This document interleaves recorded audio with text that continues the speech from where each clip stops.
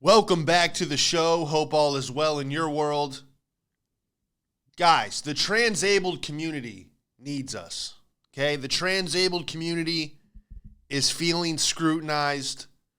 They don't feel accepted. Now, if you don't know what the transabled community is, it's a community of people that are chopping off their own fucking limbs. I guess to get the parking space up front, I have no idea. I have no words for this. This is probably the craziest article that we're ever going to read on this show. And that's saying a lot because, we'd had a 5-year-old knock out his teacher. We've seen it all on this show. Except for this. This is a new one here. People with disabilities are often limited by their disability. Well, no shit. It can affect their day-to-day life, the activities they are able to do, and how others treat them. People in wheelchairs cannot go where people who can walk do. Well, okay, who wrote this? Blind people cannot see what we see, and deaf people cannot hear what we hear. Yeah, okay. We all got this. Explain what the transabled community is. However, there is a subset of people in this world who become disabled by choice. Transabled people, or transabled for short, have an overwhelming desire to become disabled themselves. An increasing number of these people are injuring themselves in an attempt to become disabled as they claim to feel like imposters in their own bodies.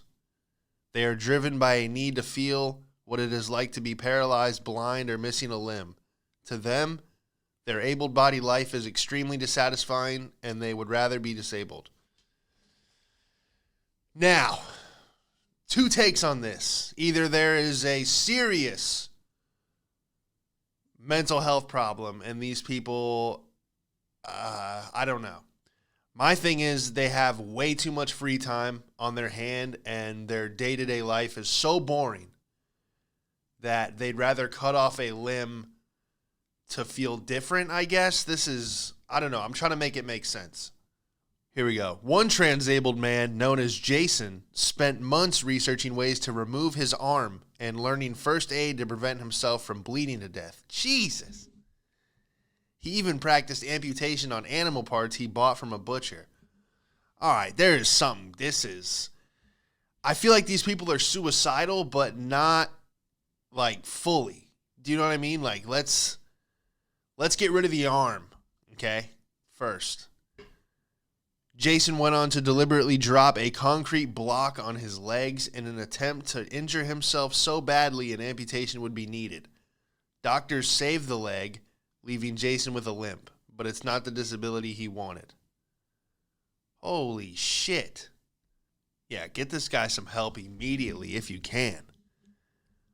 Dude, if you walked in on like a roommate slamming a brick into his leg, you're like, what the hell are you doing? He's like, I'm trying to get the parking space up front. There is a handicap spot right in front of my door in this apartment complex, and no one ever parks there because there's no handicap people in this neighborhood, and some people will take it because there's no parking anywhere else, and I'm just like, dude, maybe he's onto something. So what, he just permanently walks around with a limp and people are like, what happened? And he's like, it's not the disability. I slammed a cinder block on my leg so I could have a limp. It's just not the disability I wanted. I'm going to use a chainsaw next week. Dude, this is insane. Can somebody get Jason some help? Somebody. Alexandra Burrill, a Quebec academic who lectures on transability. Oh, this is a thing now. The condition can be life-threatening as many who identify as transabled arrange accidents in their efforts to achieve their desired body type and often nearly kill themselves. My gosh. Well, at least do it in like a Walmart, you know? Get a good slip and fall claim out of this.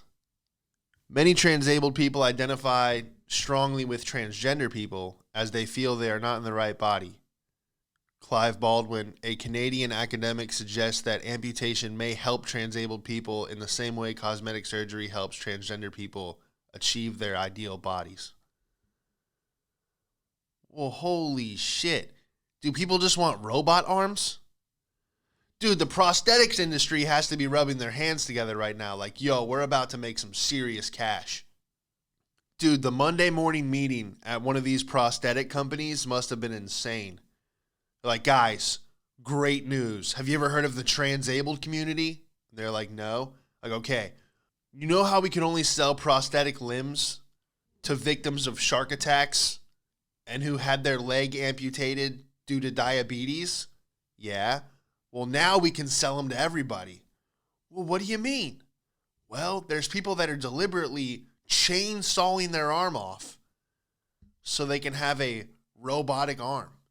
Holy shit, dude. Our stock is going to double. Oh, here's the part I read.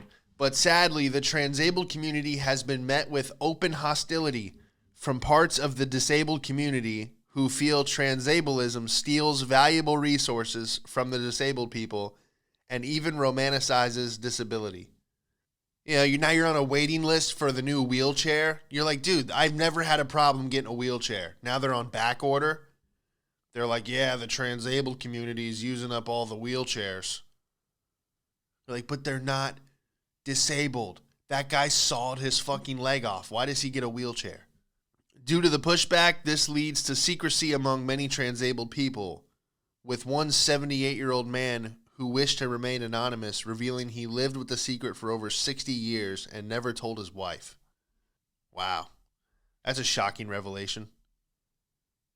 You know, you finally tell your wife at 80 years old, he's like, you know, I cut my legs off back in 88. She's like, what the fuck? Here I am thinking I'm a good person pushing your ass around for the last 60 years. Meanwhile, you did this shit to yourself. That's crazy. There is a wide range of reasons as to why transabled people do what they do. Some people feel as though they were born into the wrong body and their able-bodied life should never have happened. The fuck? For some, it's a sexual fetish, and for others, it may be because they feel more comfortable in a wheelchair even though there's nothing wrong with their legs. Well, they just don't want to fucking walk. They're that lazy. Imagine all the electric scooters at the grocery store are taken by people, just a wave of one-legged people. People who have not experienced being disabled often have a hard time understanding why transabled people do what they do. It is very easy to say it is for attention-seeking or attempting to escape from reality, but it does not help anybody understand why this phenomenon exists. It is important to understand that transabled people are just as real as other people with disabilities and may need the help of professionals. May? No. Doctors who first hear a patient confess to being transabled are often confused or uncertain how to deal with it. They may dismiss the complaints as a symptom of a psychosis, but it is not always the case. Transabled people have been known to cause themselves harm in order to become disabled. It is not unheard for them to intentionally damage their eyes, break their legs, or even try to become paralyzed. Holy shit. I mean, do you just... Again, my theory is there's three things here now. It's either you're lazy and you don't want to work. Okay, not going to lie. When I was working at Best Buy, there was a wheelchair-bound woman named Amy. Very nice. But she didn't have to do a damn thing, dude. She would just roll around and go, yeah, these are the new cameras, 14 megapixel, blah, blah, blah. Meanwhile, everyone else has to, stock the shelves, carry a bunch of shit, help unload the trucks. But not Amy. She was permanently on break. So I can kind of see this. It is funny that the transabled community is not accepted by the transgender community or the actual disabled community. It is fun to imagine a transgendered person calling a transabled person a freak. You sawed your arm off, you're a fucking freak. And that person's like, well, you got your dick removed. And he's like, it's not even the same thing. You're not even really disabled. You're You're not a true disabled person. Well, you're not a true man. Fuck you, take that back. The disabled community is like, hey, knock it off. You're raising the price of prosthetic arms now that there's more of a demand. Okay, we used to get these bad boys super cheap. Now it costs me an arm and a leg. All right. Anyway, I would not be surprised if this became the new weight loss program in America. You know, you're at the hotel just scrolling through channels. An infomercial comes on. Hey, I'm Greg Johnson, nutritionist and dietitian, and I'm here to bring you the new weight loss program sweeping the country. It's called Amputee. It's a tea you drink twice daily and then saw your fucking leg off. You want to lose 50 pounds today? Get those saws out, boys and girls, and start sawing. Some woman pulls up, no legs. I lost 190 pounds thanks to Amputee. I put half my body in the wood chipper. Thanks, Amputee. Ever since I threw myself down the flight of stairs, I've been down 40 pounds since they had to remove my head. Thanks, Amputee. I mean, this is insane, dude. I mean, I can see this getting big enough to where you're looked at as a freak for not having a metal arm. You're like, dude, did you see the new guy, Randy? Like, yeah, what's wrong with him? He has both his hands. Wait. Like the ones he was born with? Yeah, dude, what a fucking freak. Oh, here comes. Hey, how's it going? That is nuts, bro. Transabled. Oh, what are you going to do? Last night I was getting a bottle of wine, and it was just me, and then about 10 feet to my right was a woman who looked like every English teacher I've ever had, just blonde, late 30s, kind of out of shape. And she pulls a bottle of wine off the shelf and then just somehow domino affected every bottle on the shelf. I'm not even kidding. It was just ting, ting, ting, ting, just one bottle after the other. Just when you thought it was over, like a couple more would fall. It was like that last bowling pin. It slowly spins and then falls. She didn't even try to like stop it. She just stood there. You know, I didn't try to stop it either. I'm holding a bottle of red wine, right? Looking at the label, and then all of a sudden I just see a wall of wine come down, shatter on the floor. So now I'm just standing in a puddle of red wine. She takes off. She looks at me and goes, she said, "It's not my fault," and then ran off around the corner. So it's just me by myself holding a bottle of red wine while standing in a puddle of wine and broken glass. And she said, "It's not my fault." So I'm like, whose fault is it, lady? The ghost of Publix? And, you know, she would get out of it. You know, the store manager would come over and be like, "Oh, it's okay. Mistakes happen. Everything's fine. We'll clean it up." Me standing there, they'd be like, 50, 100, 150, 60. Yeah, you owe us $9,000. I'd be like, what? Check. It wasn't me. Check the camera. And they'd be like, our cameras aren't working right now. So $9,000 it is. So I was like, fuck this, dude. I dipped too. I'm gone. Left that crime scene. I was just like, what a dangerous woman to just cause complete destruction, claim it's not her fault, and take off. Like, what else has she done? I hope she doesn't have kids. Just raises them to be monsters. It's not my fault. This is where it stems from, okay? If you can't take responsibility for the wine aisle, how are you going to take responsibility for your children? Okay, lady? I just like, it took me about 10 seconds. I'm just standing there, still looking. I'm looking at the remainder of the wine that's not shattered. So I got out of there because I'm like, why am I standing here? You know, I'm a moron. I'm like, well, maybe I'll get the Pinot Noir now that the Cabernet section is on the floor. Yeah, I'm like, well, I guess I'll do the Merlot. And then I look down at my shoes and I'm like, maybe I should get out of this aisle because it looks like I am the number one. I look like a psycho. I look like I caused mass amounts of damage and then I'm just still standing there. You know, like how an arsonist burns a house down and then goes back because they love to watch they'll stand in the crowd of people. Remember, what was that? Well, we watched it as a kid. It was like in school. But it was like about the arsonists, like it was like different crimes, but it was like it was like one of those days where the cop shows up to your class and does like the drug, like this is weed, it will kill you. And they talk about like all these other crimes and how the police are 10 steps ahead, so don't even think about it. And one of them was arson. And it was about how the guy, after they burned the house down, would show up to watch, the house burn down. And then the dog would smell the gasoline on the guy's shoe. And then it was like, see, don't even think about arson because we already, our dogs will find out who did it.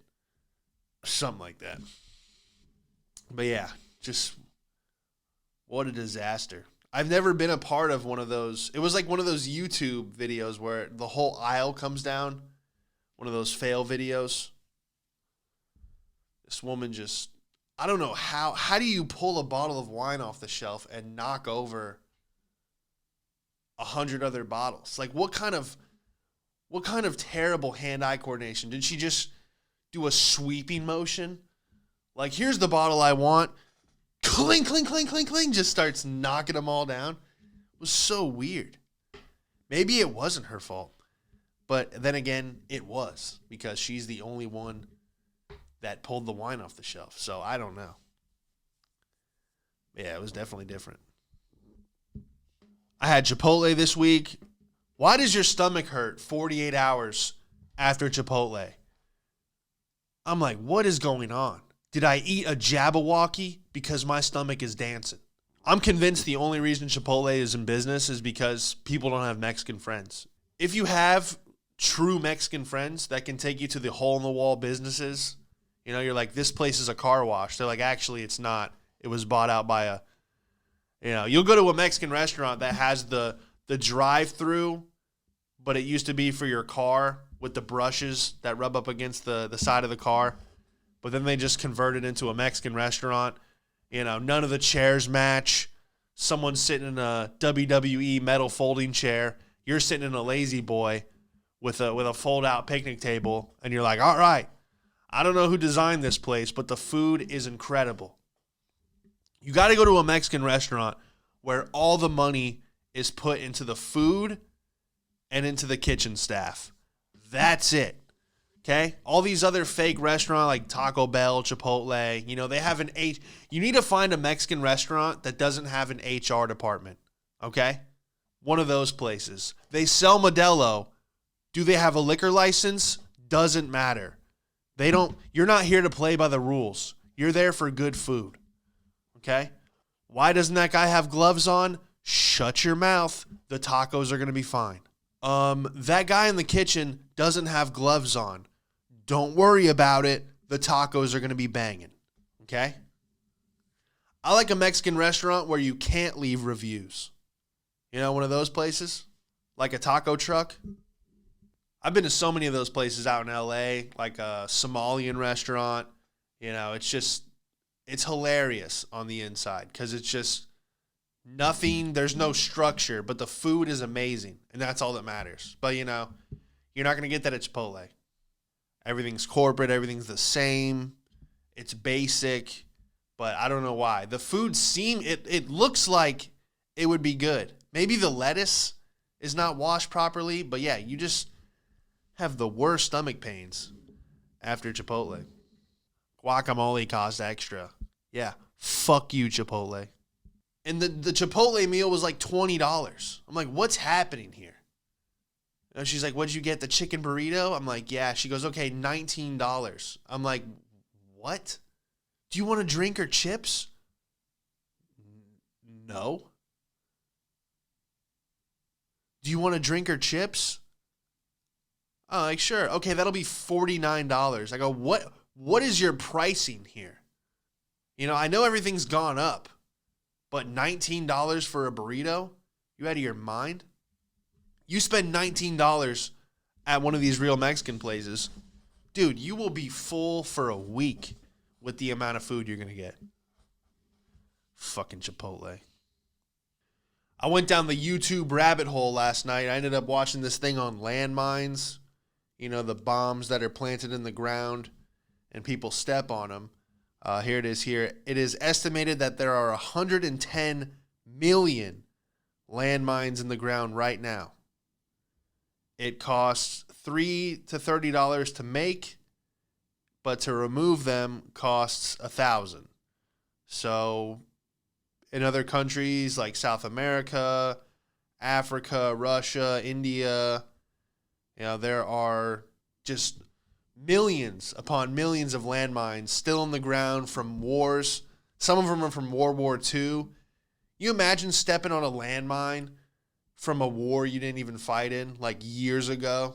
I would never go hiking. Hey, I found a new trail. Yeah, I'm good. I found a hill we can go up with the view is probably fantastic. Yeah, have fun. Okay, I'm not going to take the road less traveled in one of these countries. I'm going to walk right behind the person in front of me. 110 million landmines. And they were just interviewing these poor people that just, you know, they were going to the creek to get a bucket of water and then just boom. It's crazy. Like, I can't even imagine, dude. You know, you order Uber Eats, you hear an explosion in the distance. Doo-doo. Your order has been canceled. You're like, what the fuck? You imagine if that was in this country? People are so soulless in this country. They'd be like, 1 star. I only got my fries. Where's my sandwich? You just hear, doo-doo. Your order has been canceled. 1 star. It's like your morning commute to work is already bad enough. Now you got to show up with 1 leg. You're like, sorry, I'm late. Hopping in. There was a landmine on the 405.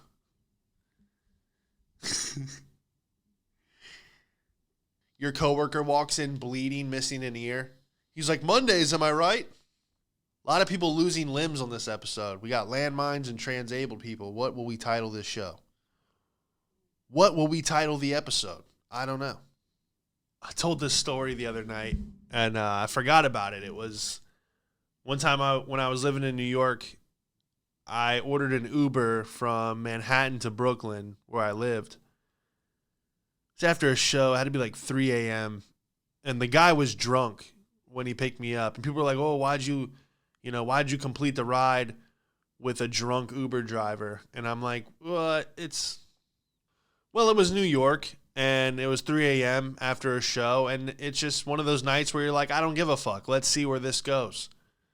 So, plus it's New York. I'm like, how fast can he drive? You know what I mean? There's red lights, other cars. Let's see what happens. So, and he wasn't drunk to where he couldn't drive. And also, I've already paid $24. You know what I mean? There's no customer service with Uber. This is what you got. All right. At first I was pissed because in my mind I'm like, well, fuck, I could have done this. Yeah. So I'm like, okay, cool. I paid $24 to watch somebody else get a DUI from the back seat. So this guy's going, and he just starts going off about driving Uber in New York and how you can't take a shit. He looks back at me while I drive and he goes, you can't take a shit in this city. He goes, if you're an Uber driver in Manhattan, you can't take a shit anywhere. I'm like, all right, I'm ready for this. Most Uber drivers ask how your day's going or if you want to listen to music. This guy was telling me that it's impossible to take a shit in New York City for 45 minutes. He's like, you can't take a shit in this city. He goes, if I want to take a break, I got to go find parking where I'm not going to get a ticket. I got to go inside a restaurant. I got to pay because it's customers only to take a shit. I got to buy something so I can get the restroom code, take a shit, and then I come out, my car's probably towed. It's just like, what in the hell is this, dude? It was just one of those things where you were like, let's just see what happens. And then I got home safely, and I'm like, I could have just drove. You know what I mean? It was one of those, like, I just wasted $24. And I think we'll leave it right there. Thanks for listening. Don't forget to like and subscribe if you're on the YouTube. Leave a review on Apple. It definitely helps push it up to the top of the charts. And shout out to ZenHouseLights.com. ZenHouse Lights, they did my studio. Well, I did it myself. They just sent me the lighting. But it's why the brick behind me has that purple shade to it. You can do your room, your kitchen, pretty much anywhere. They're LED strip lights. Comes with a remote. And they also have a few other products. So check them out, ZenHouseLights.com. Shout out to Trill Trees. Get it at downtown LA. Los Angeles, if you're into the cannabis, Trill Trees has got your back. Follow them at Trill Trees, TRILLTREEZ, TrillTrees.com. Thank you for listening, and we will see you next time. You want to smoke something? You've seen him perform all over LA. Give it up for Sean Madden, everybody. What have we got here? A fucking comedian. This joke's not gonna go well.